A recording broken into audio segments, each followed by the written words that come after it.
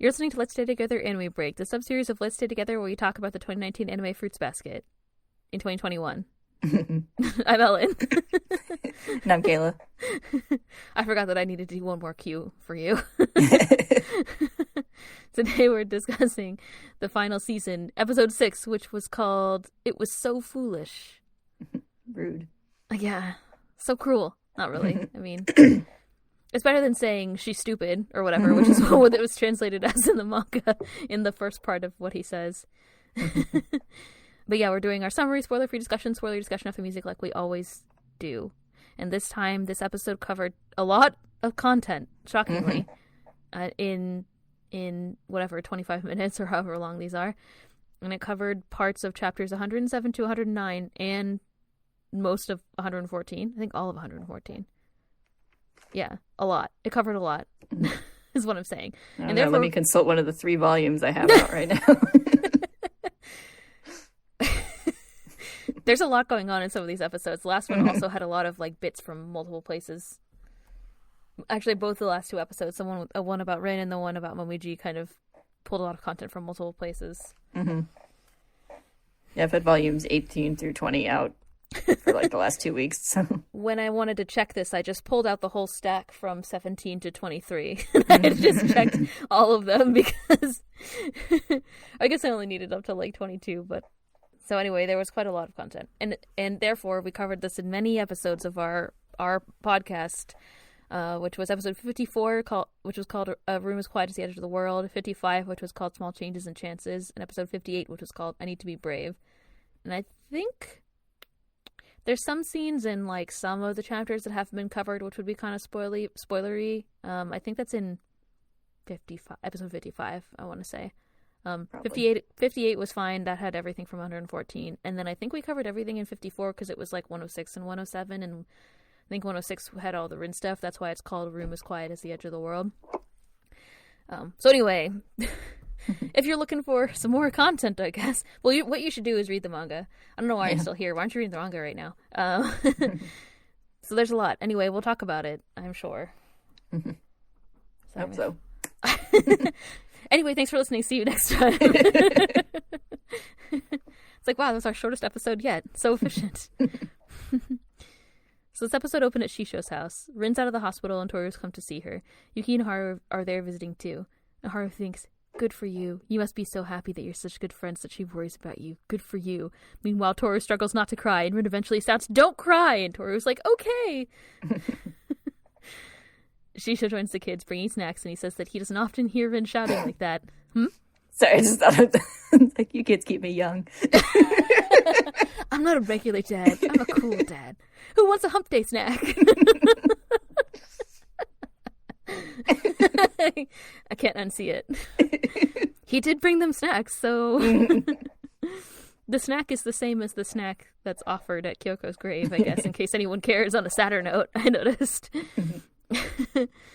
Anyway, Shishou says that he doesn't often hear Rin shouting like that. Did your friend's visit put you in high spirits? He asks. Friend? Tohru says. She smiles happily, but Rin grabs her by the head.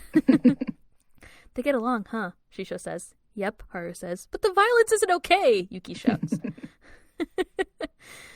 I bet Shishou's seen everything. Like, Yuki's always freaking out. Like, Yuki and Hiro are always freaking out. Shishou was so chill when Rin was grabbing Tohru's head. While Tohru and Rin talk in the garden, Yuki and Haru talk to Shishou. Rin will be recuperating at his place for a while. She didn't want to stay in the hospital or at the main estate. Yuki confirms that she was locked up by Akito, and Haru says Rin doesn't want Tohru to know, and she wants nothing to do with Akito. Shishou asks where Rin was being held. In the cat's room, Haru says. I see, Shishou says. She was in the place where Kyo will be going. And then we cut to the opening credits on that ominous note. And then I listened to the opening credits, and then Kayla skipped them. I mean... At Shishou's house later, Kyo and Tohru chat. He thinks that Shishou will let Rin live with him eventually. Don't worry, Kyo-kun, Tohru says. You're Shishou's one and only. He lives for you. I'm not worried about it, so no more weird phrasing, he says. Anyway, it's probably a good thing. The livelier the house gets, the less lonely he'll be. Yuki enters and asks if he can come with Tohru to visit her mother's grave, as the anniversary of her death is coming up. Of course, it's fine, she says. She'll be going with Hana and would love for them to come, but Kyo says he can't go with her. Later, outside Shishou's, Rin sweeps. And Shigure comes to visit her, I guess. Shigure's pretty good at visiting and not being helpful. It's the second time he questionably visited someone in recent episodes. Bad luck for you, huh? He says.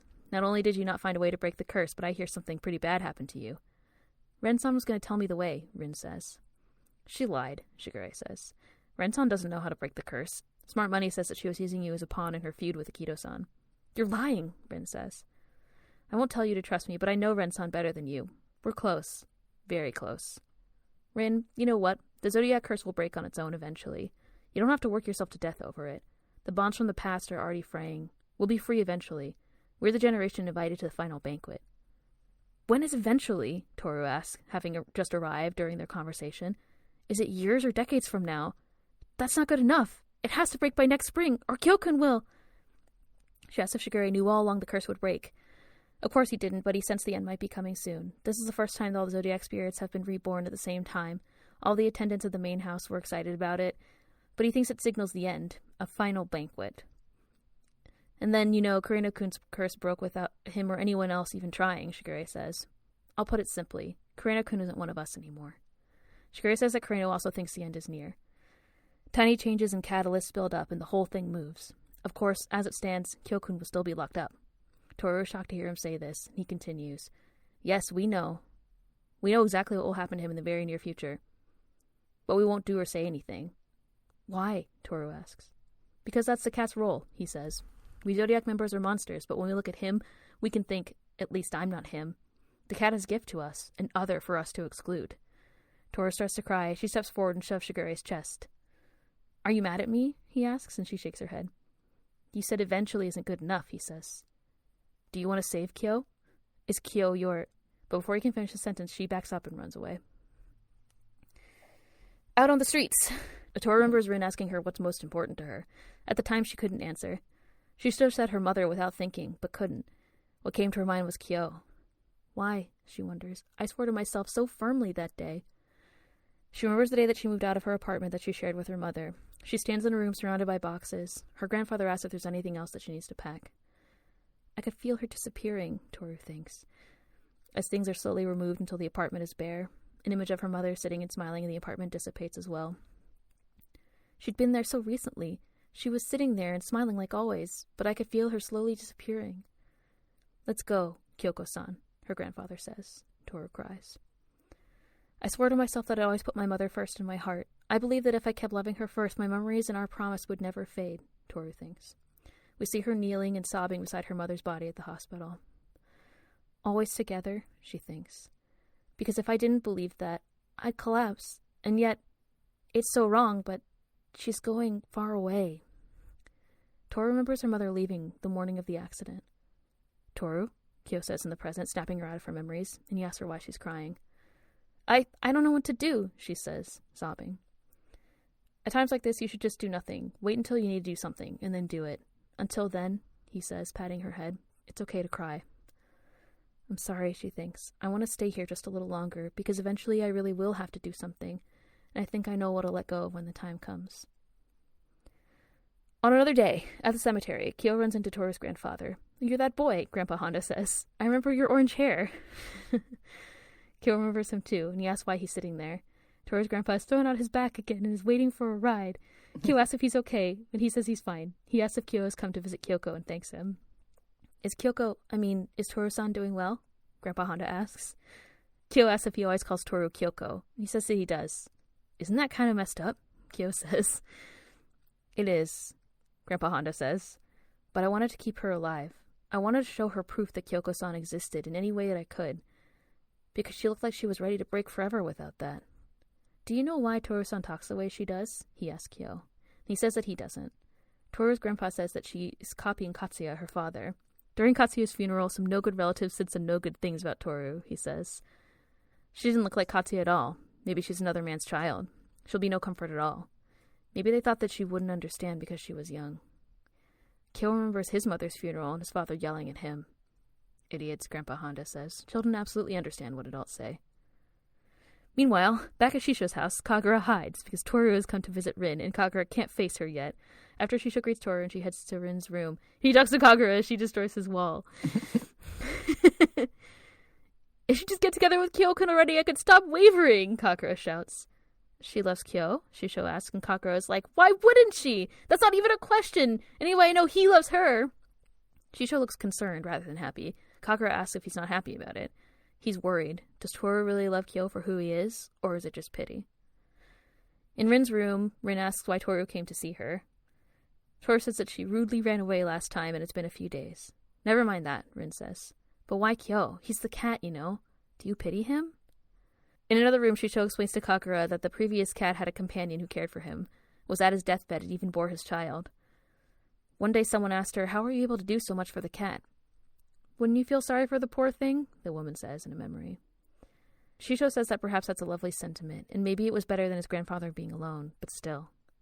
Back in Rin's room, Tohru wonders if the feelings that she's feeling can be pity. I mean, when I say that I want to protect or free the Junichi, she says, those are just excuses. I'm hiding my true feelings. I'm a coward. She had put her mother first in her heart, she thinks, but now. I just want Kyoko, she says. I don't want the curse or the Somas or anyone else to take Kyoko from me. Tears well in her eyes and she remembers precious moments with him. Because Kyoko is what's most important to me. Kagura runs in and slaps Tohru hard across the cheek, and she falls back to the floor. You should tell him that, Kagura says, crying herself. Back at the graveyard, Tohru's grandfather says that she took those cruel words the relative said to heart. Katsuya was dead and Kyoko-san was wasting away. In a memory, baby Tohru says to Grandpa Honda, Dad went someplace far away, right? Is Mom going to go there too? She seems sick and she doesn't want to talk to me. Is she sad because I don't look like Dad? If I become like Dad, will she get better? Will she stay? Later, he explains, there was a time when Kyoko left Tohru alone for a while, and that's when it started. Kyo remembers Kyoko telling him the same story when they met once when he was younger. She never finished telling the story, but now Kyo knows the end. Once, when he was little, he went to check on Tohru while Kyoko was working late at night. That night she was sitting alone. She was so lonely, he thinks. In the evening at home, Kyo finds Tohru taking some sheets off of the line. Hey, he says, as she starts to remove one of the sheets. What did your dad look like? Tohru's taken aback. Earlier she told him that she doesn't remember him clearly, but he asked if they looked alike.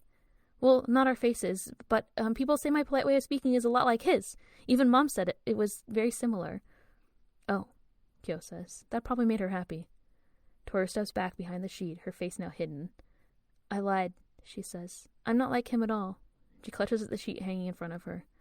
I'm just copying him because I'm not like him. The truth is, I thought of my dad as a bad guy, even though I remember his kindness. I thought he might take Mom away with him. So I wanted her to notice me and stay with me. I wanted to keep her alive. We see a memory of little Tohru waiting by the front door of her apartment, alone in the dark, and she smiles when the door opens. I didn't want her to leave me behind, Tohru says to Kyo in the present. I'd do anything to feel safe. I just made my dad a bad guy. I let go of any promise out of my own selfishness because I'm awful. It was so foolish, Kyo thinks. Tohru must have thought hard about it. She didn't want her mom to leave her. She chased the image of her father in her memories, and the answer she came up with was... We see a memory of baby Tohru again, looking in a mirror in the darkened apartment and practicing speaking politely. It was off the mark and ridiculous, but it was what she had, Kyo thinks. Watching her stubbornly keep at it, watching her do her best to hide her loneliness, seeing her torture herself like that, it was so foolish, and it tugged at my heart. Tohru cries, and through the sheet he holds her shoulders. I'm sure your mom knew all that, he says, but it helped her a lot. Tohru apologizes for suddenly sounding discouraged. It's fine, Kyo says. Say whatever you need to. It's fine. I won't be disappointed in you. Tohru hugs him briefly through the sheet, and then we see a poof of orange smoke before transitioning away to Shishou's. There, Kagura proclaims that she won't apologize. She and Tohru communicated with their fists. She never hit you, Rin points out. Kagura says that she envies people who can trust others with their wishes and their dreams. She wonders if she can too. Because that definitely wasn't pity, she says, remembering Tohru's confession from earlier. I'm not lying. I can leave this to her. Ridiculous. The side of you is annoying, Rin says, and Kagura runs over and leans on her, shouting, Comfort me! At Shigure's, Tohru opens the picture frame with her mother's photo and hands Kyo the picture of her father. You kept a photo? That's very you, he says. Tohru remembers Kagura's forceful advice that she should tell Kyo how she feels. She's about to, but looks down and sees that her mother is gone from the photo in the frame, and she imagines her standing behind Kyo. He asks what's wrong. Nothing, she says.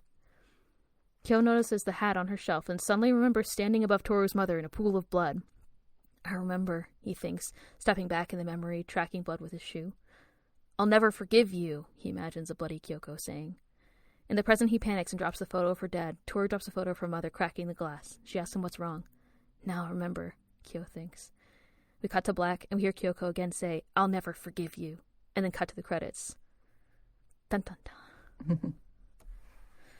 The animators were like, yay, I haven't had a chance to add more blood in a while.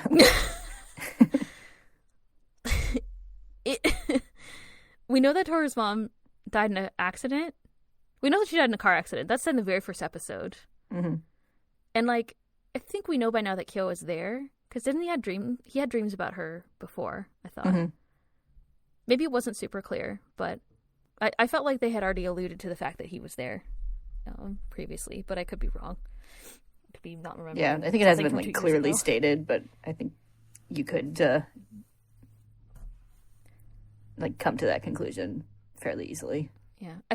I do feel like the way that I feel like if you didn't know that and you like forgot that 2 years ago they said that Kyoko was in a car accident, I feel like this is like the kind of thing where it'd be like, oh my god, Kyo killed her, you know? Like that's how I felt like it was almost like led up to. Like I understand the interpretation they're going for, but I thought it was kind of funny. It's like really overkill.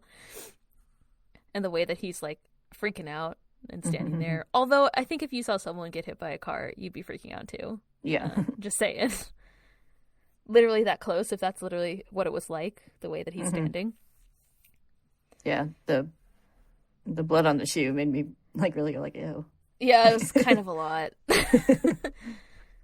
I feel like overall definitely one difference between this version of the anime and the earlier version of the anime, like 2001 version or whenever it was, is definitely the gore. That's there's way more than there was. There's not a lot, but there's way more than there was in the original version of the anime. So yeah, there's even more than the manga. Like it's not as much of an exaggeration, say. But well, it's hard to make like blood look goopy in a manga. You know what I mean? But it's given like really an extra sheen. I feel like in that scene, like it looks like a lot. It's kind of gross. Somebody was really excited to like make this a horror moment. Yeah. It's pretty funny. But it's very sad otherwise though. I also felt like in general in this episode, the voice acting was really, really good in both the sub and the dub. Like Tohru's voice actresses really nailed all of the different feelings. And it was kind of a lot because it was so much content. It was kind of like a roller coaster. So I feel like they kind of like really conveyed the feeling of Tohru's kind of like desperation about losing her connection with her mother and like the struggle that she's been having. Yeah. In previous seasons we talked about it before in some of the scenes where it kind of like is prominent, like the time where she like imagines her mother in like the hall and stuff. She has like a nightmare and imagines her. I think that happened last season. But yeah, I mean, I don't know. We've been slowly working up to this for a while. And it's kind of impressive that in the amount of content and in the like 20 minutes, I feel like you get a really good sense of that struggle, even though I feel like this season, at least so far, we haven't seen any of that. Maybe it could feel kind of disconnected because we focused on a lot of other characters so far in this season. There wasn't really a lot of like, I felt like Tohru focused time, at least not around these issues, mostly on her like relationship with Kyo, which is related, obviously. Yeah, but we've been building up to it for a while in the previous seasons, so. Yeah. It's the rom-com we've been promised, right? Yes. Right? With the blood? That's how you do rom-com, right? The sheet scene was really great. I was happy. Yeah. It's the moment we've been waiting for. Kyo Tohru shippers have been waiting for. Yeah, it's definitely one of the most iconic moments, I think. So. Yeah, I remember reading that in the manga and being like, oh my god! Because, like, they're not allowed to hug, right? So, right?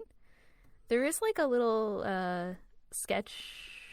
Isn't there, like, a little sketch of him as a cat in the sheets after? Yeah, they made... They actually made him poof instead.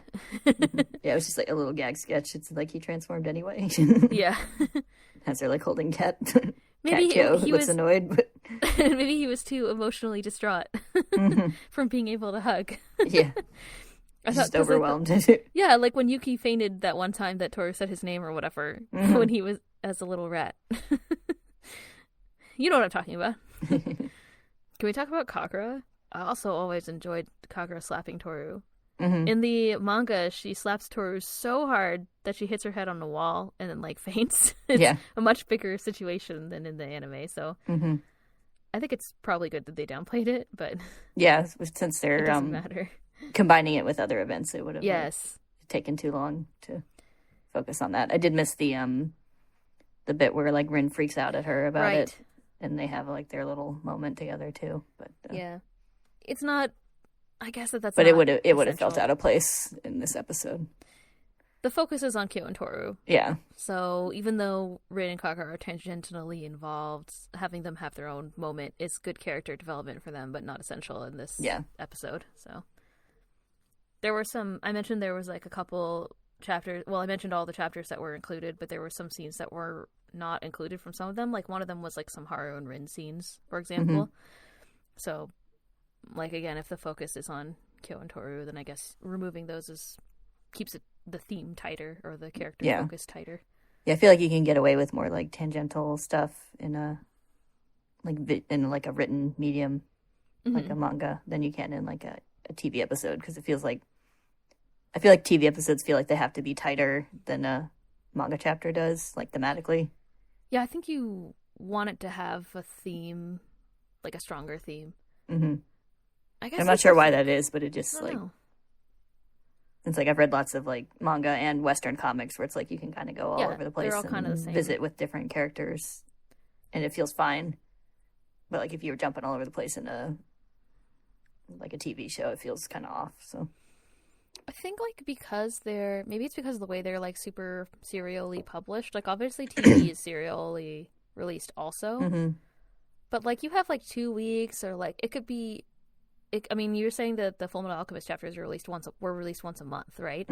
So when you have like a whole month or several weeks that you're waiting for new content in your series, like it could be like months before a character shows up if you don't like give a little preview in a chapter or something. So maybe that's why.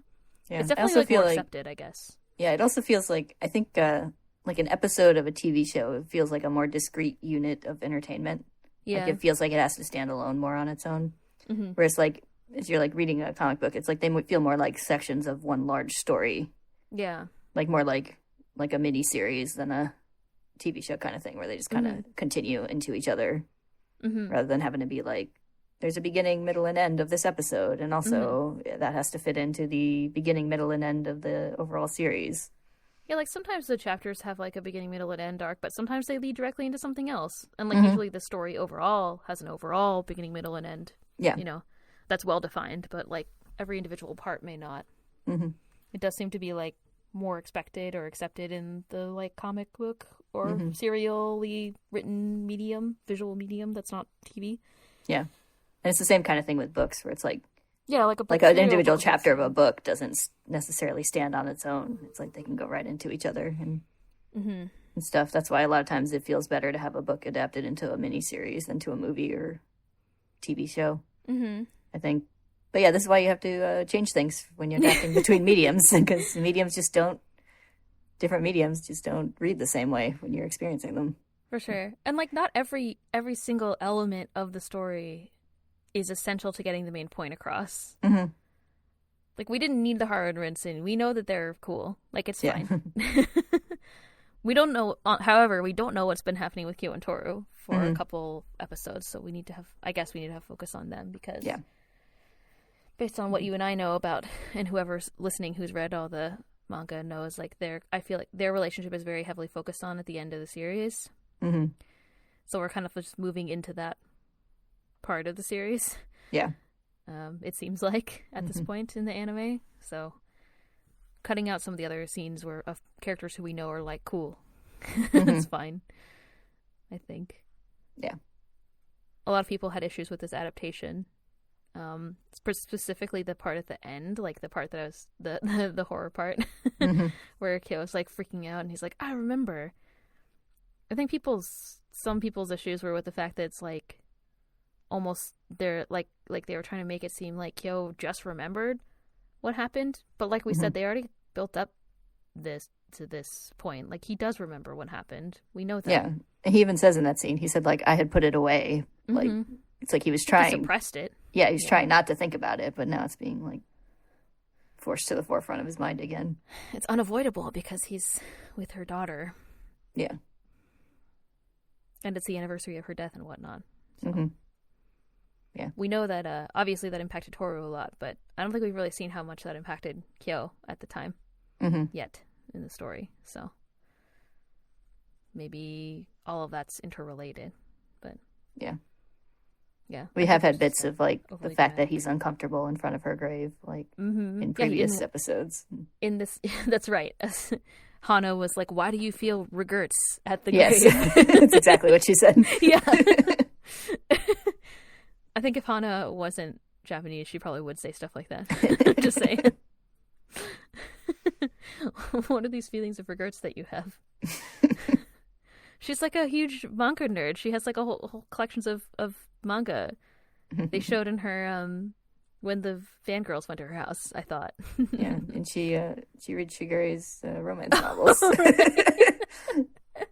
Yeah, that's right. The ones under his pen name and his good ones. Yeah. I forgot about that. I think it was like the series. There was like either manga or it was all Summer Colored Sai books or something. Yeah. In her drawer. It was one or the other. I forget exactly. Yeah. It was hilarious though. Like, that's great. Perfect.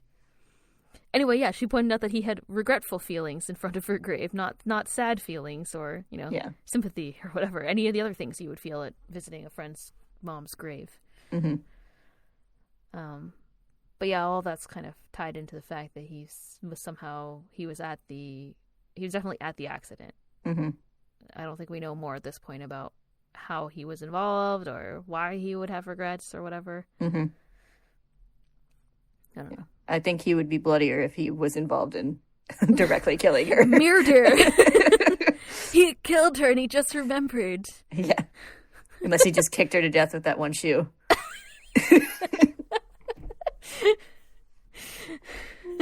In the criminal justice system.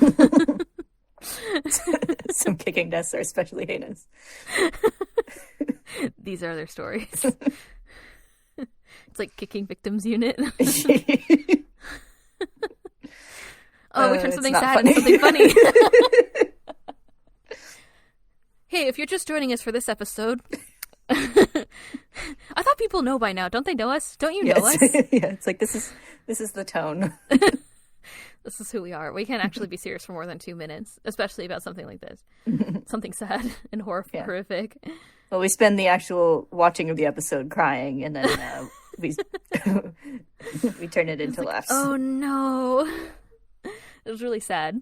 Yeah, I was legit tearing up over like the baby Tohru stuff. Like, it was really even sadder than reading it. Yeah, when she's trying to like say her like mimicking the words from her that she remembers her father saying. It's so sad. She's so and the bit where her grandpa's talking about how like children remember, like children understand, and like Kyo had his memory of. He looked really upset. His father, yeah. Yeah, I didn't describe some of his reactions to things or like other people's reactions to some of the dialogue, but there was always like, in his case, he was always sort of like pained, like that specific time he was really upset, remembering that, and I think and empathizing with her, obviously. I think it was kind of, I mean, we knew it was real before that he knew her as a child. She didn't know him, but he knew about her from Tohru's mom. And this, like, he talks about going and like checking on her that one time. Yeah. When she was little, like, he's always known that she's been really lonely. And I mean, he's always been isolated as the cat. And both of them have had a lot of like trauma with their parents in the past.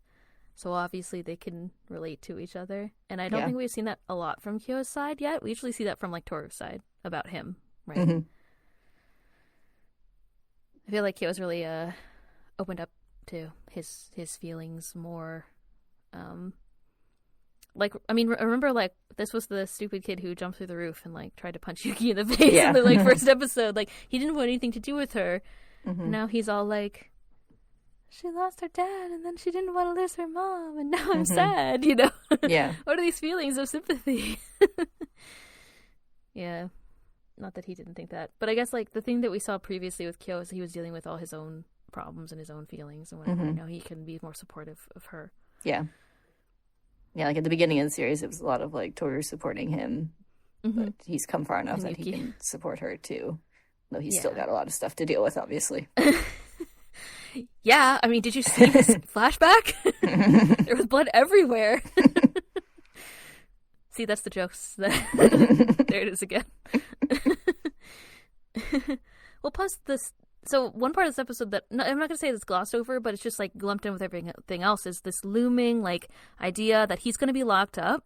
He's still dealing with that. It hasn't gone away. And so is Shishou. Like Shishou asked where Rin was being kept, and that stirred up some feels. Everyone was concerned about that. Yeah. Shigure was also being an asshole again, which was great, where he was like, oh, we all know about that. Yeah. He looks fucking terrifying in that scene. Yeah. I noticed that. Yeah, I was like, Jesus. Yeah, and it was really intense. That's why I said it was similar to what the way that he treated Akito too, where that's why I was like, he's like quote unquote visiting, being an asshole. He was sassy to Rin, and then he was really mean to Tohru, where he was like, yeah, we all know this. He's someone that we look down on. Oh, what, are you mad? Like, are you mad about that? I don't know if he's trying to provoke her, or if he's just being mean, you know? I don't know. I mean, he doesn't have a motivation to provoke her. Well, maybe he does. I don't know. He wants Akito to change, so he wants all of them to change. So maybe he does want to provoke her to, like, be more... I feel like he is trying to, on some level. Or maybe. Oh, what do you love I was like, him? Yeah.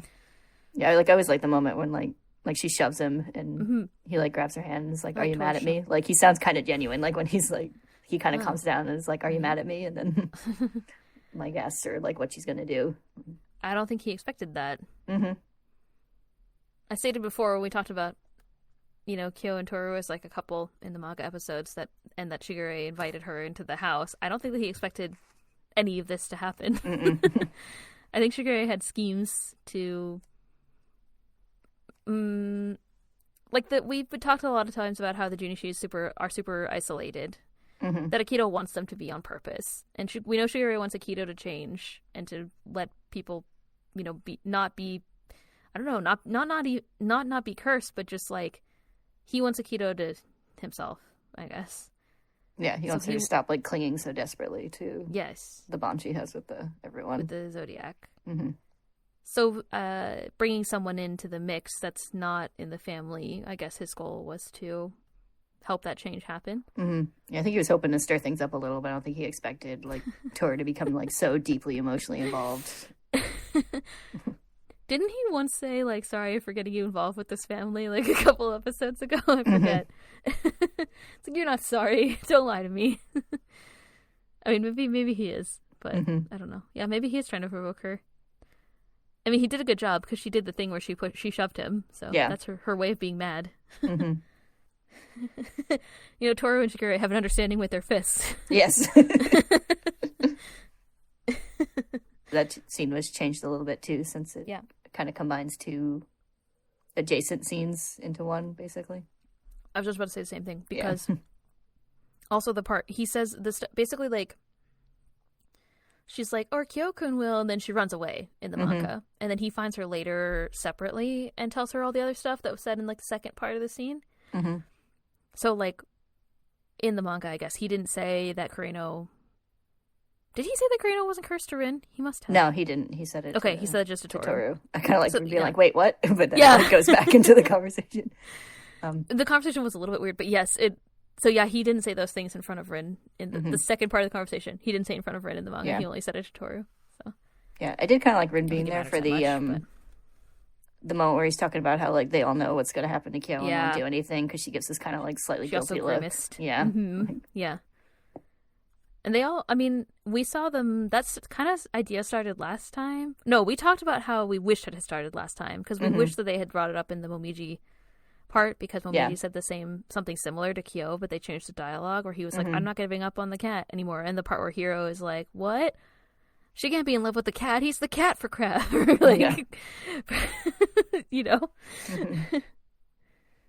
But yeah, it's nice to have the other characters also be like, when Shigure brings it up, because he's being so sassy about it. Yeah,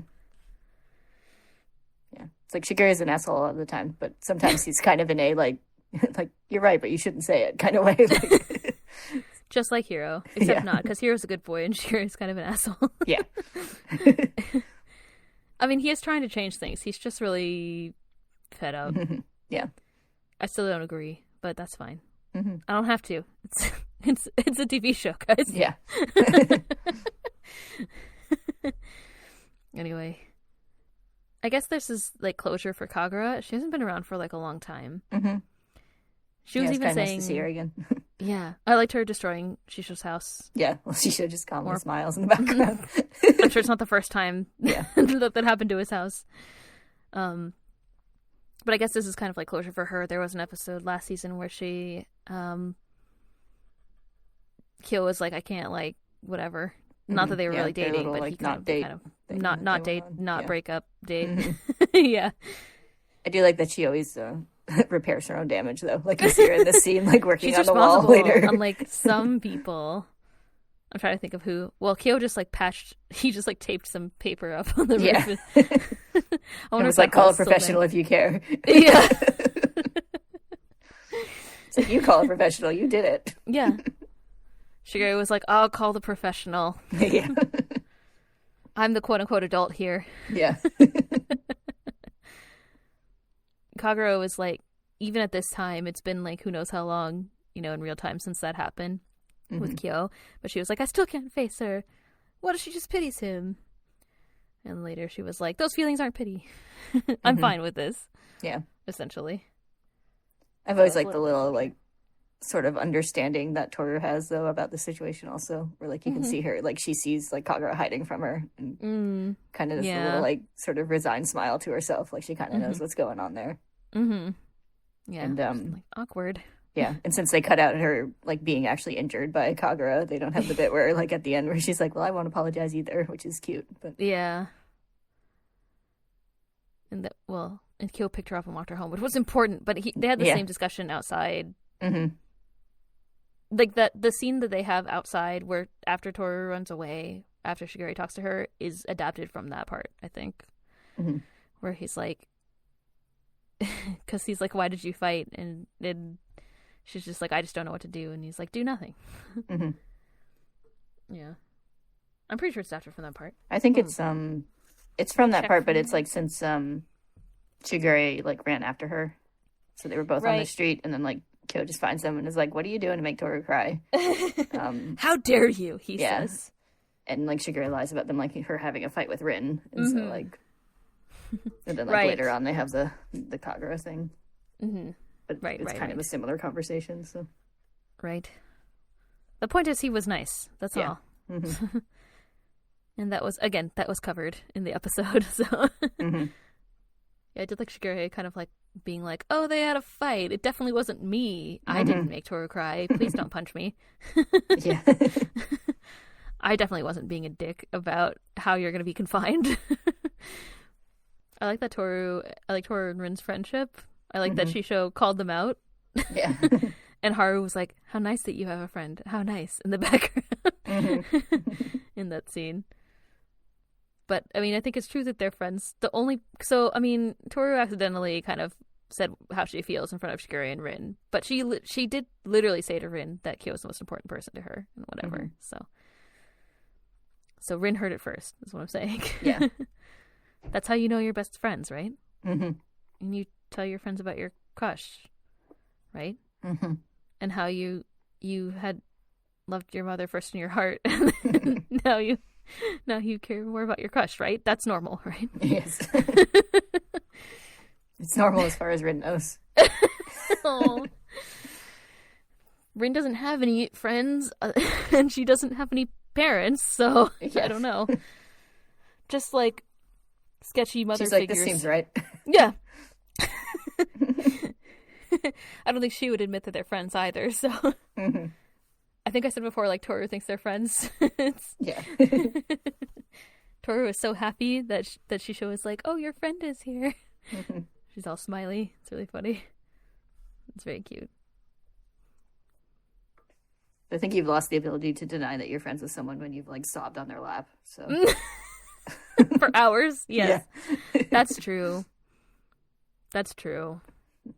I mean, I think Rin would like to deny it, but you're right. Yeah. When you're right, you're right. I'm glad they didn't use the word disillusioned. I wanted to talk to you about that, but I wanted to do it in spoilers.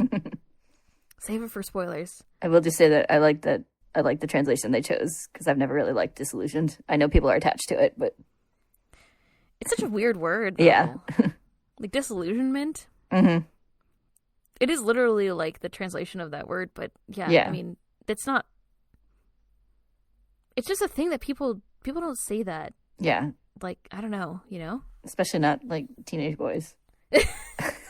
Especially not Kyo. Like, yeah. I'm emotionally attached to it, but I agree. I think that it's a better translation to say I won't be disappointed in you. Mm-hmm. It was one of those things where it's like, I get what it means, but I'm having trouble putting into word what it means, because disillusioned is a weird word kind of thing. Yeah. Like, it's a word that literally only means that. Yeah. Also. Like, it does mean disappointed, but it's like more than disappointed. We can talk about it for a long time if you really wanted to. Yeah, it's if you haven't read the manga, I think it's a famous famous line. Mm-hmm. I liked the imagery with the her mother disappearing from the photo. Oh yeah, I like that too. And then standing behind him rather. Yeah. In the room. Yeah, we had like hallucination guilt trip mom in the manga, but the the disappearing photo was an addition that I liked. It's the same overall feeling. Like disappearing guilt trip or whatever, hallucinating guilt trip mom. It's true. I did like the effect of her. She looks down and her mom's like not in the photo anymore. It's like really off-putting. Yeah. And then she's standing there, all ghosty like and hallucinaty. Mm-hmm. Yeah. Also, they had a change in the end credits again because the photo frame is cracked. Yeah, it's kind of disturbing. Mm-hmm. Like, there's something sort of disturbing about it, which I don't know if it's the vibe that they're going for, but I found it kind of disturbing. Or maybe they are. I don't know. Yeah, I think it's meant to be like upsetting or unsettling right after that scene to go into the credits and see that it's like, oh, it's permanent kind of thing. True. And the last scene, the last thing in the episode is Kyoko saying, "I won't forgive you," which is really horrifying. Yeah. Combined with the other, like with just Kyo freaking out about remembering the accident and stuff like that. Mm-hmm. Her being like, "I won't forgive you" is really real scary, and it was scary in the manga too. I remember we had talked about that. Oh, we finally learned why Grandpa Honda calls Tohru Kyoko instead of Tohru. And it's not because he's, that he forgets or whatever. He specifically did it because in some way he felt like he wanted to help, Tohru deal with her mother's death. Yeah. I like how Kyo is just like, isn't that messed up? And he's like, yeah, kind of. But I did it for a reason. Yeah. Like, Grandpa Honda knows what's up. We haven't talked about him in a long time, but I still like him very much as a character. I don't know if it helps her, but it certainly doesn't seem to not help her, ? Yeah. I feel like it probably did at the time. I don't know if it still is, but yeah. She's not really. She doesn't live with him anymore. She doesn't live with him anymore, so. Yeah. Maybe in the future he won't call her Kyoko anymore. I don't know. It's just nice that she can be vulnerable around Kyo. Mm-hmm. I guess, and Rin, but mostly Kyo. Yeah. Because when you cry on someone's lap, then you're automatically friends, as you said. That's how it works. Yeah, that's what I heard. In school, and they're like, this is how to be friends. That was definitely step one. That's what I learned from anime, at least. Step one was have emotional trauma. And then step two was confess your emotional trauma while sobbing on their lap. Yeah. It's like, man, I'll never have friends now. Yeah. Not enough emotional trauma. It's like, how about emotional distress? Is that enough? I think so. Is there anything else that you want to talk about that's not spoilery? I don't think so. Okay. Let's talk about spoilers then. Okay. Next episode we'll be back for spoilers after the train. Yeah. Instead of music, it's just... I should get one of those, like, the, like, bass noise from, like, every single movie trailer. Yes. I'll get that. We'll be back after that. We'll be back after singing whatever we were singing last time. Last Christmas, probably. Yeah. Okay. Next time, we'll be back for... If you're not listening to spoilers, we'll be back for That's Right, It's Empty next week. It's right to say that with contempt, right? I think so. I don't remember what it actually sounded like in the title cards. So. I think it was kind of like hysterical. Creepy. Like, that's right. It's empty. That's right. It's empty. All right. Anyway, whatever. After spoilers. Wait, no. After now for spoilers. See you. That's how normal people talk, right? Why do people listen to us? Anyway. On that note, thank you all for listening. We'll see you next time. Bye-bye. Bye. Or maybe we won't.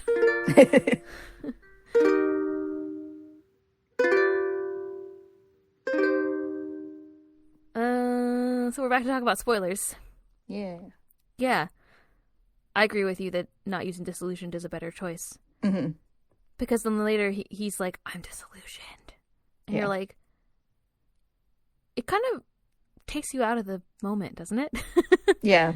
Like I said, I'm emotionally attached to it. Don't come at me. But I do think I'm disappointed in you makes way more sense. Yeah, and it makes it like seem as harsh as it is for him to say to her. I'm disappointed in you. And for all her... Watch them make it disillusioned later. That would be fun. Yeah. And for all her friends to harass him over it later. It would be really funny if you said a word like disillusioned casually and then your friends made fun of you after. Yeah. That'd be great. That's a really good point. Yeah, it's like they're not harassing him for being mean to Tohru, but for choosing a silly word. I can't believe you said disillusioned. God, what a loser. Loser. Why are you so literary? It definitely doesn't seem like something Kyo would say now that I think about it. Mm-hmm. I thought he was all like a dumb boy, like kind of like a kid, people say, the way that he talks. I wouldn't know. Yeah. But one thing that I noticed that wasn't in this, that was in some of the... I think that the parts that they adapted from all the chapters totally make sense. But I have some concerns that... maybe it's not a concern, but I just feel like this is going to be like a half season. Like, there's so... If the next time is going to be, That's Right, It's Empty, that's like referring to all the box and the stabby time. Like, so that's probably the beginning of that. And there's enough content that you could have like 6 episodes or so after that. So if they do like a 12 or 13 episode season, like, it makes sense, but yeah, it definitely feels like we're barreling toward the end. Yeah, I don't know what's up with that. I tried Googling to try to find how many seasons this was, or how many episodes it was renewed for, but I haven't been able to find it. Yeah, I tried for like 5 minutes. Like 5 minutes. Yeah. Well, after last year, I wouldn't be surprised if the season got cut short. So. Yeah, you think maybe just it's hard to produce stuff or whatever? Yeah. Because COVID? I wouldn't be surprised. But I don't know. I don't know how it works. I think it seems like to me, like it's going to be a shorter season. Because some of the scenes that were removed were like Tohru remembering Kakeru. And I think there was something that was... Basically, I feel like the whole Kakeru Komaki stuff is going to be removed. That's my opinion at this point. And definitely, like, seems like Toru's connection to Kakeru is not going to be discussed at all. Because, like, that's the first time it's really, like, brought up, I think, is when she's remembering her mom's funeral and stuff like that. Yeah. Like, I think we had, like, Kakeru being weird about Tohru in the previous season. That's true. But I do think, like, if you were going to remove anything, you could remove that stuff without it impacting the overall story too much. Yeah. I'd be sad to see it go, but... I mean, if you're going to cut half of the content, you got to start somewhere. Yeah. I do think it is possible that the next episode will stop before the stabbing and still have time. I believe that. We'd still have time for some other stuff before we start on the... Maybe it'll just be more Ren and Akito drama. Maybe they'll have some of the flashbacks with, like, Shigure and Ren. Mm-hmm. I don't know. Could be more, like, main house drama. It could be something else. Yeah, because there's a lot of, like, there's a lot of, like, Akito backstory stuff we haven't gone into yet. Mm-hmm. That's true. Mm-hmm. Yeah, I don't know. Yeah. I don't know. Yeah, it's definitely because... the Akito box scene. I mean, definitely. The title is from, so definitely get something from there. But it's kind of like, it's hard to tell now because we find one thing, but then there's like 5 other things. Yeah. So, I don't know. And like, if there's only going to be a couple more episodes, well, I guess I'll have the enough time for like Yukimachi stuff. Like, they better. Mm-hmm. No, that's been built up a lot, so they're definitely going to do something with it. It's not they're going to have to. They just showed the scene of him being like, I'm going to have to tell her, so he's going to have to tell her, you know? Yeah, it's not going to be like, it's not as easy to remove as like the Kagura stuff, Tohru stuff. Yeah, or just completely remove Komaki, who's a good character, but not a main character. Yeah, by any means. Pretty tangential. Like, yeah, she's like a side character of a side character. She's Kakuru's side character. Yeah. Yeah, I get that. Mm-hmm. I mean, she's, like I said, she's Meat Angel and she's great, but I could see that. She really only showed up for like that chapter and then like the epilogue stuff, I think, in the manga. So I think so. Yuki went to meet her. That was pretty much it. Mm-hmm. And she was great. There was meat. Yes. Like a side character of a side character. Mm-hmm. Like Kaguru's kind of a main character. He's a semi-main character. I'll give him secondary character.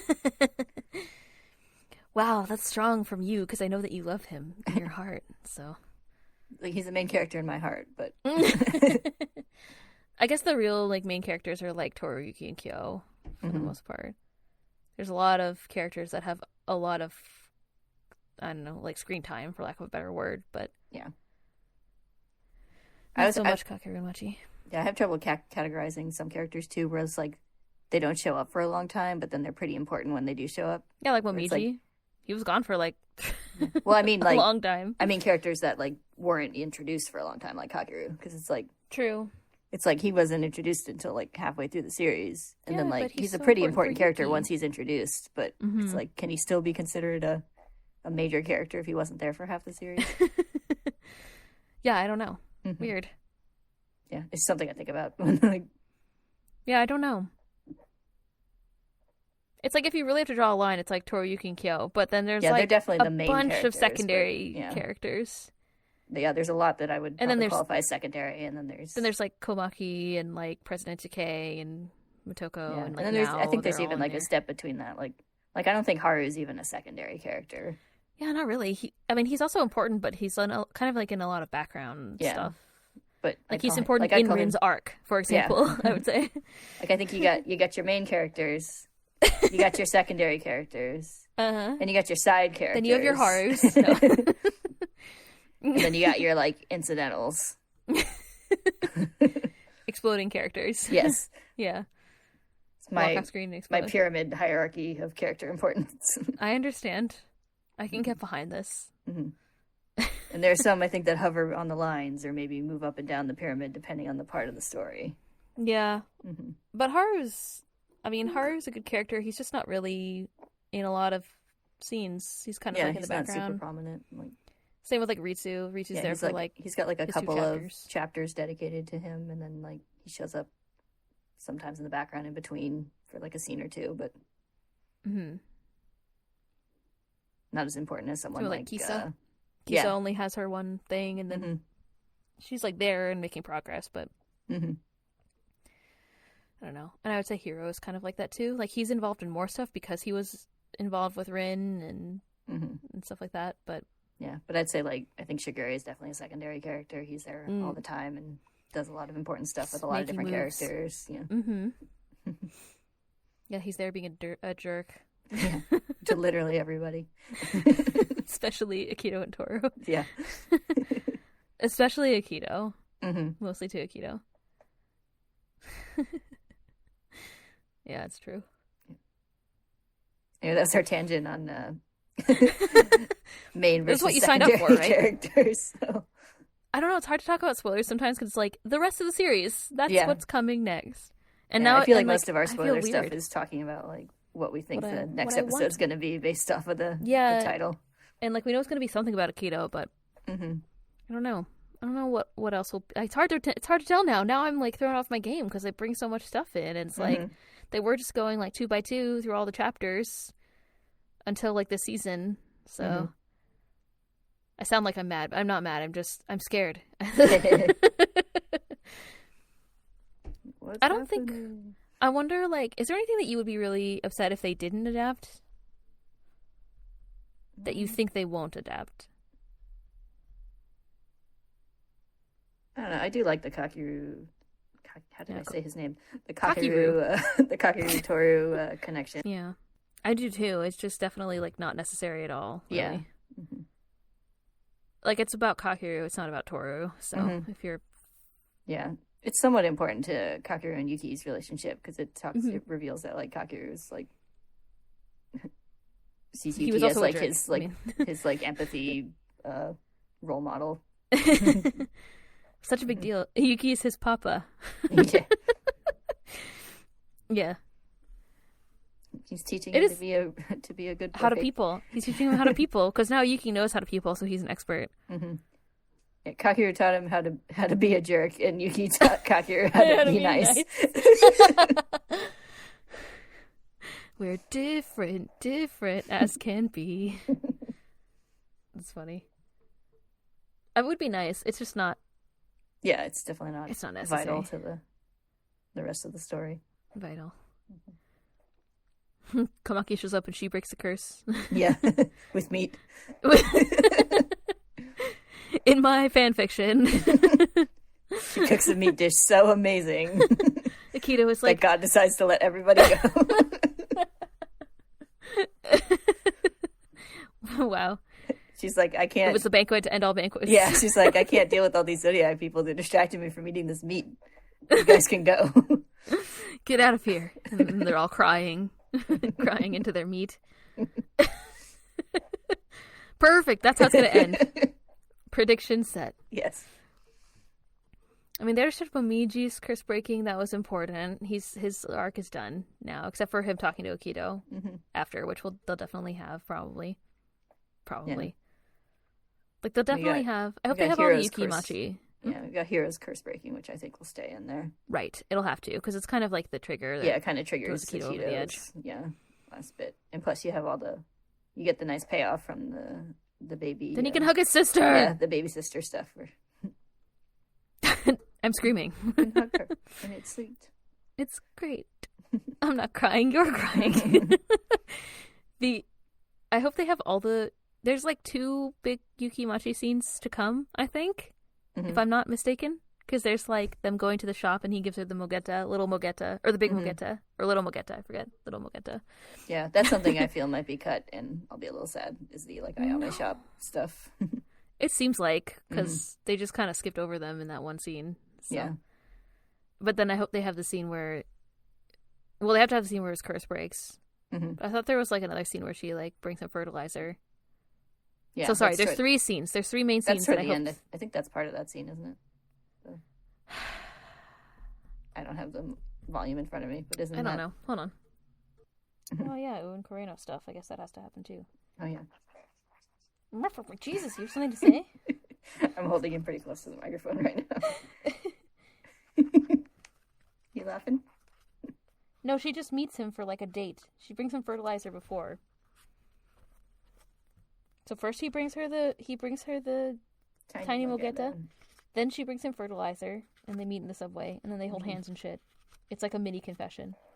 Then they meet for just like a regular. Yuki's like, I have something that I want to tell you, and so they meet, and then the curse breaks. Yeah, and he cries. I want all 3. Is that possible? Can we negotiate? They'll definitely have to have.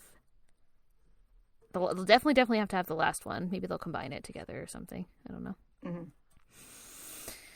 I want those.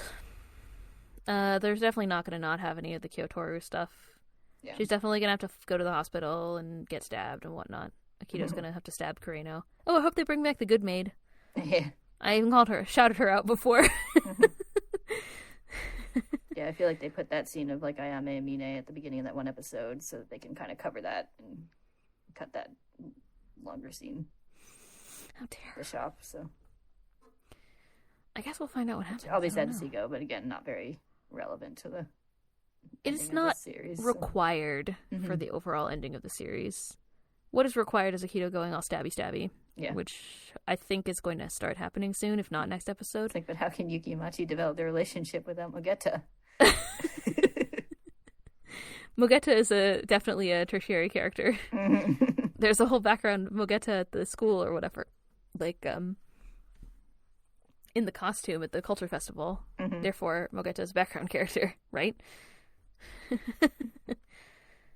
We saw bits of the Mogeta anime, and so far there's been kid more. Was listening to the Mogeta theme song. There's been more scenes with Mogeta than there have been of Komaki. Just saying. Yes, Mogeta is a more important character than Komaki.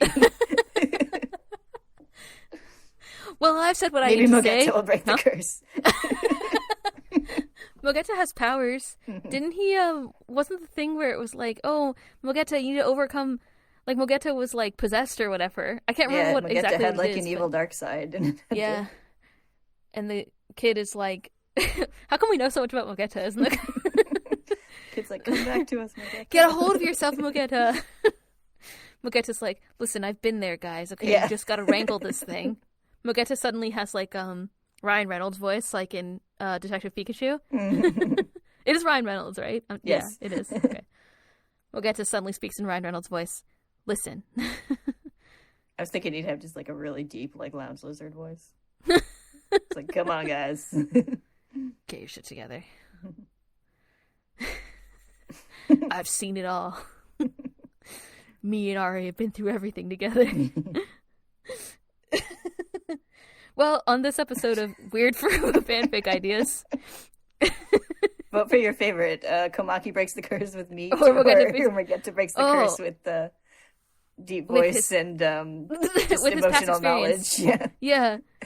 His empathy for their plight. He's able to help them overcome their feelings or whatever.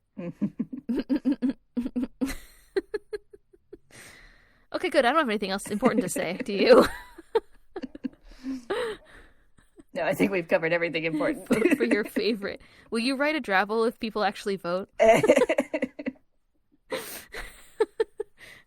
You're like, no. It's like that's the reward tier of on our Patreon. Or like, we'll put it on our Ko-fi or whatever. You have to pay like $3 to read it. I was gonna say that's not the Hugo award-winning part of AO3. Okay, good. I don't have anything to say. Also, I'm not committing to writing Drabbles. But maybe we'll think of another third party. Wow, tertiary character who can like break the curse. Yeah, like Mi-chan. She just breaks the curse by screaming. Yeah, shattering the bonds with her screams and wails. Turned out she had superpowers all along. Shigure finally drives her to the edge, where she becomes kind of like Hulk-esque. You know? No? I don't know how the Hulk works. I don't. He's always angry. Okay. I don't have any other things. Nothing else important to say. No more predictions about who will break the curse or not. I guess we'll talk about Akito next time. Should be fun. And whatever else. With or without stabbing. I'm sure it'll be horrifying no matter what it is. And we're going to have to make jokes just like we made about Kyo's bloody shoe. All right, thank you all for listening. We'll see you next time. Bye-bye. Bye.